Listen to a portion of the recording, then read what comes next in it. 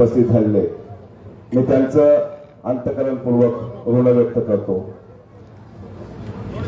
त्यानंतर या कार्यक्रमाला उपस्थित असलेले सर्व धर्माचे धर्मगुरू बनतेजी मौलाना हरबाप्पा बोधले महाराज यांचे या ठिकाणी मी अभिनंदन आणि कौतुक करतो। यानंतर या राज्यातच नव्हे तर देशामध्ये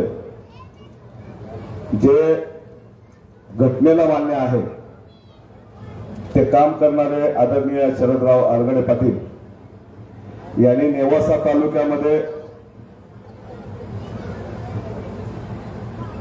सौंदर्य या गावात ते सध्या त्या गावचे सरपंच आहेत आणि खरंच इतिहास घडावा इतिहास व्हावा अशा पद्धतीचं काम त्यांच्या हातून झालेलं आहे।